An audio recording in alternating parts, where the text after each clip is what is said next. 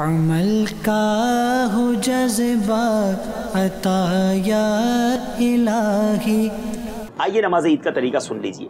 پہلے اس طرح نیت کیجئے، میں نیت کرتا ہوں 2 رکعت نماز عید الفطر یا عید الاضحیٰ کی، 6 زائد تکبیروں کے، یاد رہے 6 زائد تکبیریں ہیں اس کے اندر، واسطے اللہ عز و جل کے لیے پیچھے اس امام کے، پھر کانوں تک ہاتھ اٹھائیں، اللہ اکبر کہہ کر حسب معمول ناف کے نیچے ہاتھ باندھ لیں اور اب ثنا پڑھیں، پھر کانوں تک ہاتھ اٹھائیں گے اور اللہ اکبر کہہ کر ہاتھ لٹکا دیں گے، پھر کانوں تک ہاتھ اٹھائیں، اللہ اکبر کہہ کر ہاتھ لٹکا دیجئے، پھر کانوں تک ہاتھ اٹھائیں، اللہ اکبر کہہ کر ہاتھ باندھ لیجئے۔ 3 ایکسٹرا تکبیریں آپ نے دے دی۔ پھر امام جو ہے وہ تعوذ اور تسمیہ آہستہ پڑھ کر الحمد شریف اور کوئی بھی سورت وہ بلند آواز سے پڑھیں گے، پھر رکوع ہوگا، پھر اسی طرح نارمل پوری رکعت ہوگی۔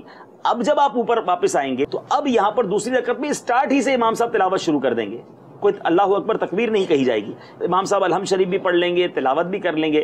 اب 3 بار اللہ اکبر کہا جائے گا، ہاتھ اٹھائیں کانوں تک اور ہاتھوں کو چھوڑ دیں گے، اور یہ 3 بار ہو گیا تو گویا 6 زائد تکبیریں ہو گئیں۔